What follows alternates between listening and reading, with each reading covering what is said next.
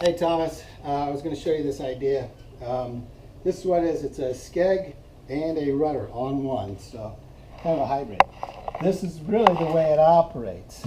Not only is it a rudder, but it kind of works as a brake or kind of a drift sock also.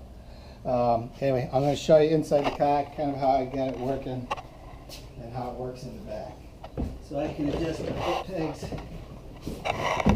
Again, I can just do one at a time, and if I want to, I can just rest my feet and it acts as a skeg. But as I do this, you'll notice in the back, show the back how the back operates when I do this. So I can use it as kind of a brake, or just kind of slow me down, or I can steer with it. So that's the gist of it. Then back over here, I have this. If you're going to stand up, you can stand up. I don't have both sides. But this is how you would then steer it standing up. So that's just kind of the in a nutshell, kind of version of it, the way it's working. So, all right. The reason I came up with this one is because on the rudder, I got tired of it. On my wilderness systems, what I was doing constantly is just constantly making adjustments. So I found myself when I was paddling, if I had a distance to paddle, I'd pull the rudder up and I wouldn't use it. When I wanted to drift and fish, then I'd pull that rudder down, make a bunch of noise, bang around, getting that rudder down.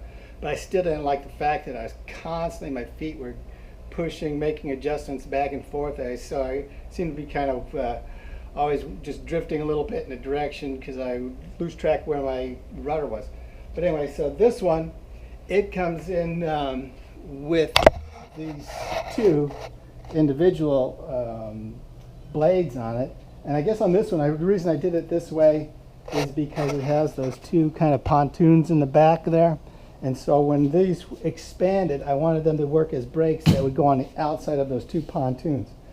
But also when I didn't want to use a rudder, then I could just leave it alone and it's already back in place.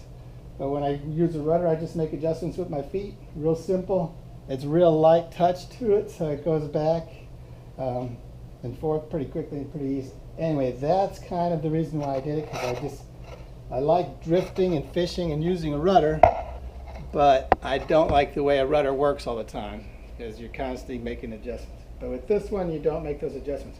Now you can put this closer together, because I know on a Diablo, those kayak, I mean, you just have a keel that's just one, kind of one right down the center of it.